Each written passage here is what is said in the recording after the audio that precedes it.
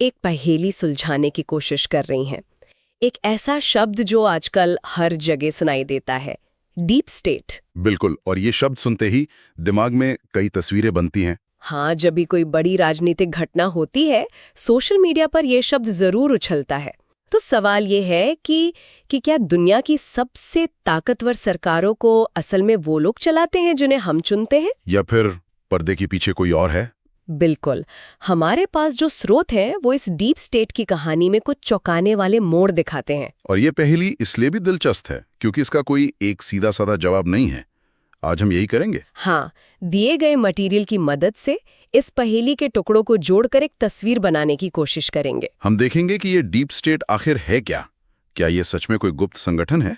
फिर हम अमेरिका के उदाहरण से इसके सबसे बड़े खिलाड़ियों को पहचानेंगे। और फिर देखेंगे कि इसका असर दुनिया पर और खास तौर पर भारत पर कैसे पड़ता है। और सबसे आखिर में सबसे जरूरी सवाल, हाँ, कि क्या इस ताकत पर किसी का कंट्रोल है भी या नहीं। चलिए शुरू करते हैं। तो सबसे पहले इस शब्द को ही पकड़ते हैं, डीप स्टेट। सुनने में ही किसी जासूसी नॉवेल जैसा लगता है ना? इन आर्टिकल्स में जो पहली बात सामने आती है वो ये कि ये कोई ऑफिशियल टर्म नहीं है।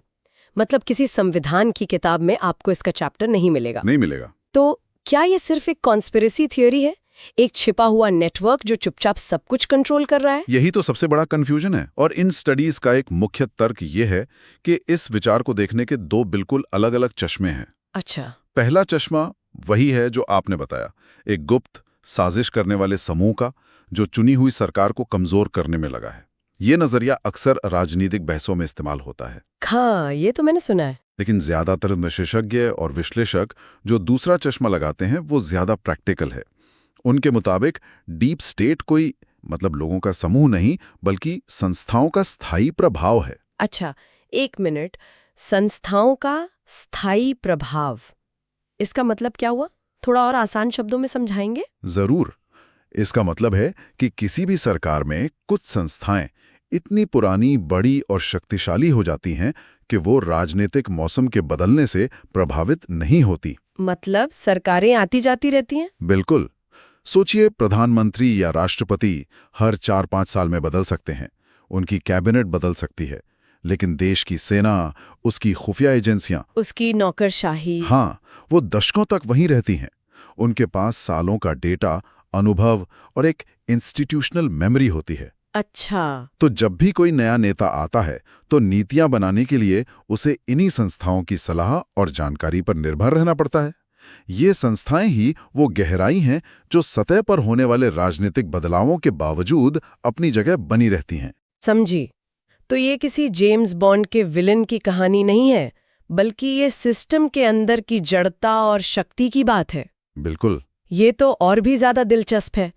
तो अगर हम इस नजरिए से देखें और अमेरिका का उदाहरण लें, तो वहां की सबसे गहरी और मजबूत जड़ें कौन सी हैं? मेरे दिमाग में तो सबसे पहले जासूसी एजेंसियां आती हैं, जैसे CIA, NSA, FBI। हाँ, बिल्कुल सही जगह से शुरू किया आपने। इंटेलिजेंस एजेंसियां इसका पहला और सबसे ताकतवर स्तंभ है।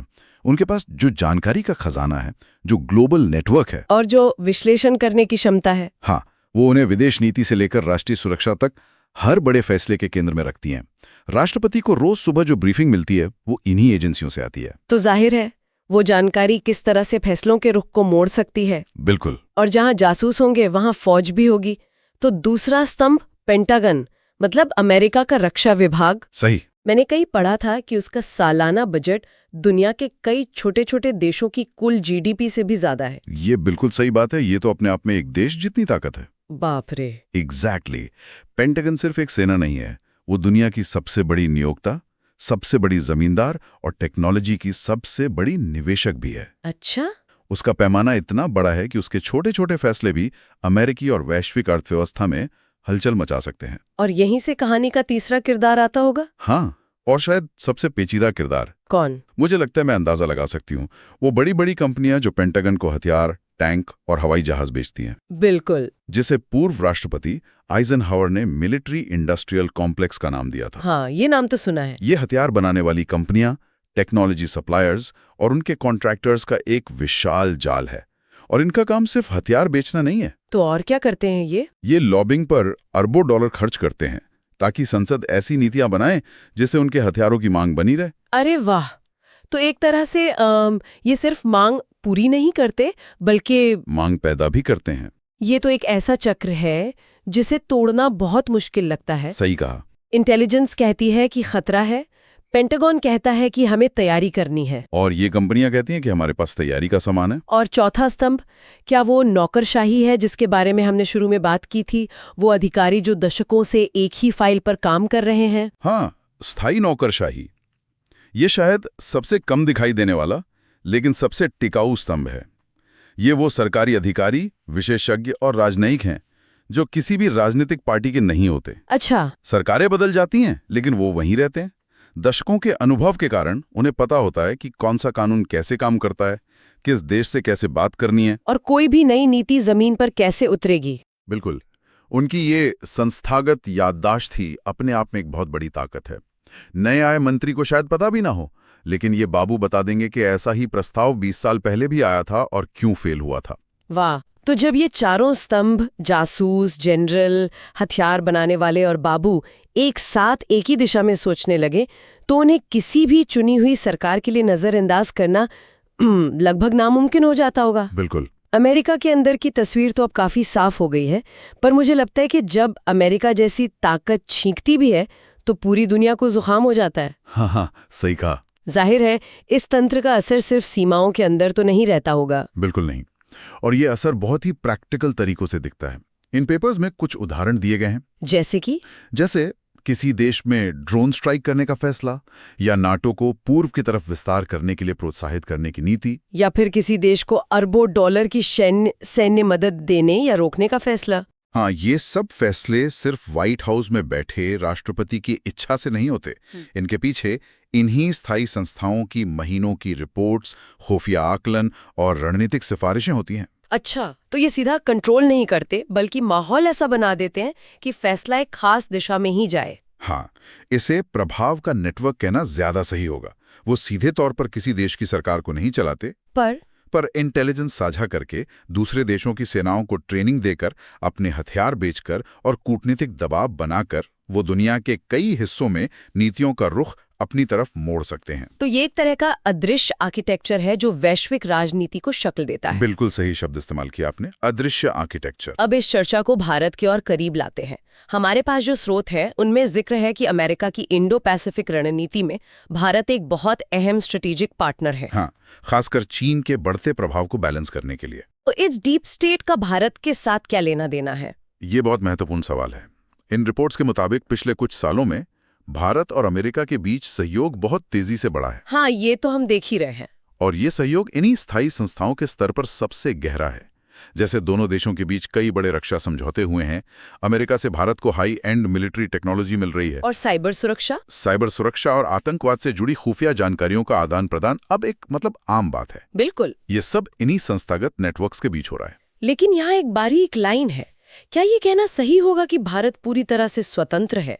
आज की दुनिया में जहां तकनीक और इंटेलिजेंस इतनी गहराई से जुड़ी हुई है, क्या किसी भी देश के लिए इस तरह के शक्तिशाली नेटवर्क के प्रभाव से पूरी तरह अछूता रहना मुमकिन है?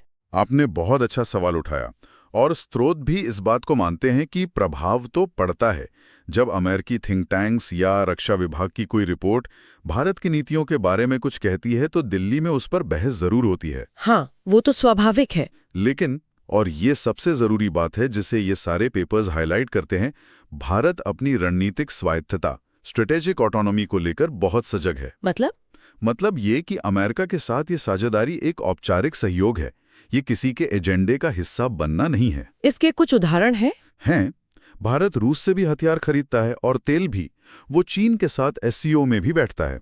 ये दिखाता है कि भारत अपने फैसले अपने राष्ट्रीय हितों के आधार पर लेता है, किसी बाहरी दबाव में आकर नहीं। तो प्रभाव है लेकिन नियंत्रण नहीं। बिल्कुल, ये बहुत जरूरी अंतर है। ठीक है, तो हमने इस पूरे तंत्र को समझ लिया, इसके हिस्से देख लिए और इसका वैश्विक असर भी देख लिया। लेकिन अब वो सवाल जो मुझे शुरू से परेशान कर रहा है, क्या ये पूरी मशीनरी बिना किसी रोक टोक, बिना किसी जवाबदेही के काम करती है? क्या इस ताकत पर कोई लगाम है? लोकतांत्रिक व्यवस्थाओं की यही खूबसूरती है कि उनमें चेक्स एंड बैलेंसेस होते हैं। बिल्कुल। ये तंत्र चाहे कितना भी शक्तिशाली क्यों ना हो, ये कानून से ऊपर नहीं है। दिए गए मटेरियल में 3 मुख्य नियंत्रणों का जिक्र है। सबसे पहला और सबसे मजबूत नियंत्रण है न्यायपालिका। अदालतें? हाँ, अदालतें इन एजेंसियों के कामों की कानूनी समीक्षा कर सकती हैं। अगर कोई एजेंसी नागरिकों के अधिकारों का हनन करती है तो अदालतें उसे रोक सकती हैं। और दूसरा नियंत्रण शायद मीडिया होगा, खोजी पत्रकारिता, जो इन बंद दरवाजों के पीछे की कहानियों को बाहर लाती है। बिल्कुल। एक स्वतंत्र और निडर मीडिया इन शक्तिशाली संस्थाओं पर नजर रखने का काम करती है, विसल ब्लोअर्स की कहानियों से लेकर इनके गुप्त ऑपरेशनों को उजागर करने तक। मीडिया पारदर्शिता लाने का एक बहुत बड़ा जरिया है। और तीसरा और सबसे सीधा नियंत्रण है संसद या कांग्रेस का। हाँ, वो लोग जिन्हें जनता चुनकर भेजती है, उनके पास क्या ताकत है? उनके पास 2 सबसे बड़ी ताकतें हैं, पैसा और सवाल पूछने का अधिकार। अच्छा। संसद इन एजेंसियों का बजट तय करती है, वो चाहे तो इनकी फंडिंग रोक सकती हैं।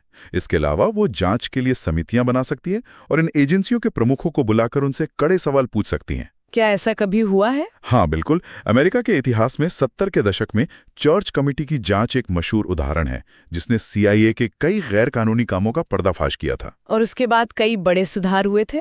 तो निचोड़ ये है कि अगर डीप स्टेट जैसा संस्थागत प्रभाव मौजूद है तो सिस्टम के भीतर ही उसकी निगरानी और उसे संतुलित करने के रास्ते भी मौजूद है, वो बेलगाम नहीं है। तो कुल मिलाकर कहानी ये बनती है कि डीप स्टेट कोई हॉलीवुड की फिल्म की तरह कुछ रहस्यमयी लोगों का सीक्रेट क्लब नहीं है जो अंधेरे कमरों में बैठकर दुनिया चला रहे हैं। हाँ, बल्कि ये एक जटिल, विशाल और शक्तिशाली संस्थागत तंत्र है जो हर बड़ी सरकार के भीतर काम करता है। कुछ लोग इसे लोकतंत्र के लिए खतरा मानते हैं, एक ऐसी ताकत जो जनता के फैसले को पलट सकती है। और वहीं कुछ लोग इसे एक राजनीतिक मिथक बताकर खारिज कर देते हैं। लेकिन जैसा इन स्रोतों से लग रहा है, सच्चाई शायद इन दोनों के बीच में कहीं है। बिल्कुल, ये राजनीति की एक हकीकत है। और अंत में श्रोताओं के लिए सोचने के लिए एक सवाल छोड़ना चाहूंगा जो इन्हीं स्रोतों से उभरता है। जरूर। सोचिए, अगर ये स्थायी संस्थाएं, सेना, खुफिया एजेंसियां, नौकरशाही देश को स्थिरता, विशेषज्ञता और निरंतरता देती हैं, जो शायद हर कुछ साल में बदलने वाली राजनीतिक सरकारों के पास नहीं होती। ये तो सही बात है। तो फिर एक लोकतांत्रिक रूप से चुनी हुई लेकिन अस्थायी सरकार की इच्छा और इन स्थायी संस्थानों के दीर्घकालिक प्रभाव के बीच सही संतुलन क्या होना चाहिए? ये एक बहुत बड़ा सवाल है। और ये वो रस्साकशी है जिसका जवाब हर लोकतंत्र को अपने लिए हर रोज खोजना पड़ता है।